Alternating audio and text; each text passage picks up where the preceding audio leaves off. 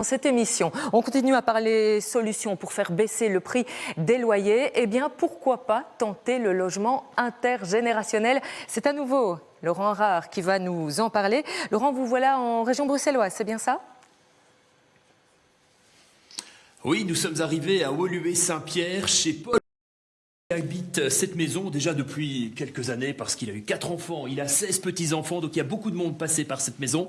Et il a été en relation avec la SBL Un Toit Deux Âges qui fait du logement intergénérationnel. Paul est ici, tranquillement, devant la télé. Je vais m'asseoir et prendre le temps de discuter avec vous parce qu'à vos côtés, il y a Mathis qui occupe une chambre dans votre maison. Alors Paul, dites-moi pourquoi vous vous êtes adressé à cette SBL et pourquoi vous faites ce type de logement intergénérationnel?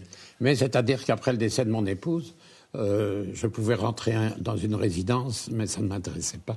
Et j'ai choisi de rester à mon domicile. Donc pour organiser la journée, il n'y a pas beaucoup de problèmes, mais c'était la nuit qui était le gros problème. Et c'est dans ces buts-là que j'ai pris contact avec Un Toit Deux Âges. Et donc, depuis début 2023 exactement, eh bien, c'est le 4e étudiant que j'ai. Et cet étudiant, il est à côté de vous, c'est Mathis. Bonsoir Mathis, vous êtes étudiant en ingénieur industriel. Oui. Pour vous, il y a un côté pratique à vivre ici parce que vous étudiez à quelques kilomètres d'ici. Oui. Pourquoi avoir choisi, plutôt qu'un code, de venir vivre comme ça chez une personne plus âgée? Mais donc tout d'abord, c'est le côté relationnel. Dans Un Toit Deux Âges. Et puis en plus au niveau des prix, donc c'est nettement moins cher qu'un studio. Vous payez combien ici chez Paul? Je paye 200 € par mois. Donc beaucoup moins cher qu'un cote. Oui. Et il y a évidemment cet échange. Vous partagez quoi précisément chaque jour? Chaque jour, nos connaissances, nos expériences. Mais en fait, disons... Les repas aussi? S'il vous plaît? Les repas également? Le repas de midi, lorsqu'il est là, et toujours le repas du soir. Très bien. C'est un moment d'échange. J'imagine bien. Et des moments d'échange encore comme ce soir. D'ailleurs, on va vous laisser. Merci pour cette rencontre. On va vous laisser vivre cette soirée, tous les deux.